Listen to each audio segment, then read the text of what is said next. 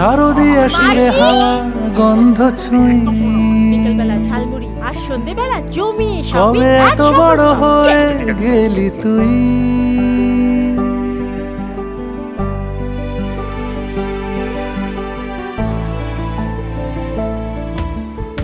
আমি শুধু ফিরে ফিরে ভেবেছি